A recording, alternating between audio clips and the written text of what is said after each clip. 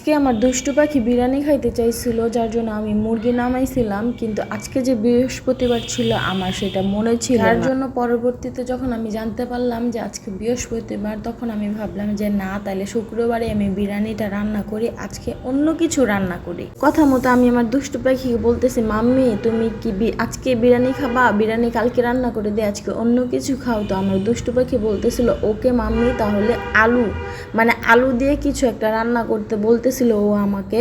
তো পরে আমি আমার যে প্লেট বাসনগুলো ছিল ওগুলো ধুইতেছিলাম, একটু রান্নাঘরটা পরিষ্কার করতেছিলাম, কারণ সকালে নাস্তা বানাইছি। তো পরিষ্কার করতেছিলাম আর ভাবতেছিলাম যে কি রান্না করব। ও তো হচ্ছে আলু দিয়ে দিছে, এখন আলু দিয়ে কি রান্না করা যায়। তখন আমি ভাবলাম ঠিক আছে, ও যেহেতু আলু খাইতে চাইছে, তাহলে আমি আলু ভর্তা বানাই একটু ঝালটা কম দিয়ে, আর হচ্ছে একটা ভাজি করব। কালকে যেহেতু আম্মা হচ্ছে পাতাকপি ভাজি আনছিল, আমি করি নাই, যার জন্য আজকে আমি পাতাকপি ভাজি করব, ডাল রান্না করব আর আলু ভর্তা বানাবো। তার জন্য ভাজির জন্য আর কি পাতাকপিটা কাইটা রাখতেছিলাম। পাতাকপিটা কাটার পাশাপাশি আমি কিন্তু আলু বসাই দিছি, আর ডালটা সকালে আমি বেশি করে রান্না করে ফেলছি, কারণ সকালে ডাল চচ্চড়ি করছিলাম, বারবার ডাল ভিজাবো ডাল রান্না করব, যার জন্য আমি বেশি করে হচ্ছে ডাল বসাই দিছিলাম। তো সেখান থেকে কিন্তু আমার ডাল রয়ে গেছিলো।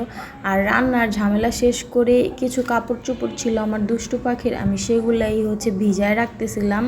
কাপড় চোপড়গুলো ভিজায় আমি কিন্তু ঘরটা মুছা নিব। আর এখানে আমি আমার দুষ্টু পাখিকে বলতেছিলাম যে তোমার জুতোগুলো জায়গা মতো রাখো। তো আমি যখন কাজ করি আমি কিন্তু টুকটাক কাজ আমার দুষ্টু পাখিকে দিয়ে করাই, যাতে না ও বুঝতে পারে যে না মাম্মি কষ্ট করে, বা ও আমার পাশাপাশি জিনিসটার একটা মর্ম বুঝতে পারে, যার জন্য আমি টুকিটাকি কাজ কিন্তু আমার দুষ্টু পাখিকে দিয়ে করাই। আর এখানে আমি যতবার ঘর মুছবো আমার দুষ্টু পাখি এটা অভ্যাস ওর, যে ও হাঁটাহাঁটি করবে। আর আমার এত রাগ উঠে, বাট ওরে আমি কিছু বইলা লাভ নেই, ও আমার কথা শুনে না, আমি না করলে ওই জিনিসটা আরও বেশি করে, যার জন্য ও এরকম করে যখন তখন আমি একদম চুপ হয়ে যায়, আমি কোনো কথার উত্তরই ওর দেই না, আমি একদম আমার মতো চুপচাপ থাকি। তখন ও বুঝতে পারে যে না মাম্মি রাগ করতেছে, মাম্মির কষ্ট হইতেছে। তো এই তো এরপরে কিন্তু আমি ঘর মোছা শেষ করে আবার চলে আসছি কাপড়গুলো ধুইতে। আর এর মধ্যেই কিন্তু আমার রান্নাবান্নার কাজ শেষ হয়ে গেছিলো, আমি শুধু ভাতটা বসায় আসছিলাম। আর আমার কাপড় ধোয়ার মাঝেই কিন্তু আমার ভাতও হয়ে গেছিলো।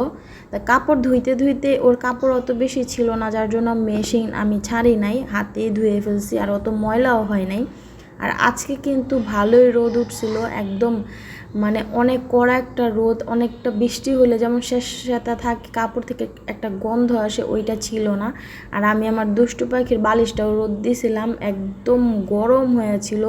যে এই রোদে কাপড় শুকাইতে অনেক বেশি ভালো লাগে, একটা গন্ধ থাকে না। ওয়াশিং মেশিনেও কিছু কাপড় দিয়েছিলাম, ওগুলোও ধোয়া শেষ হয়ে গেছে। তো আমি এর মধ্যে গোসল করে ওই কাপড়গুলোও নাইরা দিতেছিলাম।